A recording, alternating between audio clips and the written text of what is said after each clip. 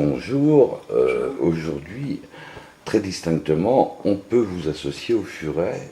Pourquoi? Alors parce que j'ai créé une société de vente et de confection d'accessoires pour Furet, donc de qualité made in France et par des couturières handicapées.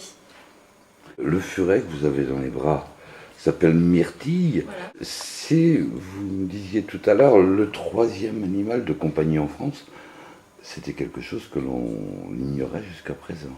Voilà, oui, donc c'est la CIEV a déterminé qu'on est le troisième animal de compagnie en France avec plus d'1 million, et aux États-Unis on est à plus de 8 millions, donc c'est le troisième animal également.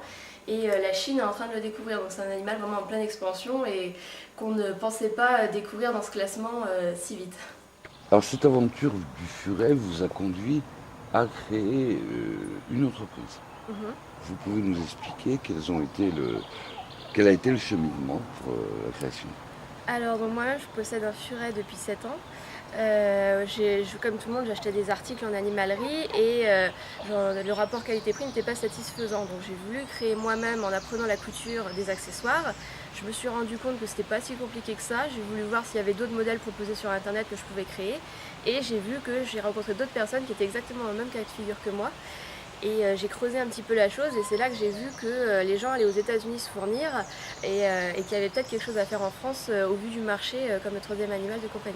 J'imagine qu'il n'est pas facile de commercialiser vos créations. Comment faites-vous? Alors comme je poursuis mes études en parallèle, j'ai créé un e-commerce que l'on peut trouver à l'adresse www.ferretdream.com.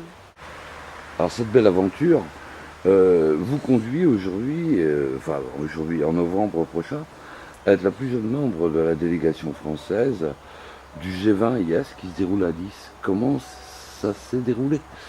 Alors ça s'est déroulé beaucoup plus simplement qu'on le pense, c'est-à-dire que j'ai connu le G20 IS par une association qui s'appelle le MoveJ, qui est pour les jeunes entrepreneurs de moins de 30 ans.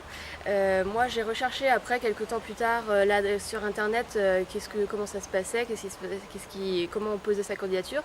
Et quand j'ai fait cette recherche, j'étais à 4 jours de la clôture des candidatures pour ce G20. Donc je me suis dépêchée d'établir ma candidature, de faire ma feuille, et tout simplement je l'ai envoyée, et on a eu à peu près 15 jours avant de connaître le résultat. Et un jour j'ai reçu le mail me disant que mon profil avait été apprécié et que j'étais retenue. Alors qu'attendez-vous de cette participation? Alors de cette participation, il faudrait vraiment pouvoir relancer, donner un engouement aux jeunes pour l'entrepreneuriat, puisque c'est vrai qu'il manque un petit peu de cette ambition au lycée, à l'université. On ne pousse pas vers ce choix de vie, puisque c'est vraiment un choix de vie, c'est même pas une carrière simplement professionnelle, l'entrepreneuriat. Ce serait vraiment de donner une autre image, pas simplement les patrons du CAC 40, ce serait de donner, moi justement, j'ai commencé en parallèle de mes études avec un petit budget, et je fais mon chemin très sûrement, et l'entreprise va devenir viable très rapidement. Donc ce serait de montrer aux jeunes principalement que c'est possible d'être entrepreneur et d'avoir son premier job en tant qu'entrepreneur. Votre slogan serait Yes, I can. Yes. Et vous avez un autre slogan que j'ai lu quelque part dans la presse qui était? Alors visez la lune, parce que moins si vous échouez, vous atterrirez dans les étoiles. Et c'est Oscar Wilde qui le dit, et il faut vraiment suivre cette phrase, parce que l'ambition peut vous amener très très loin. Merci Marie Verlot. Merci à vous.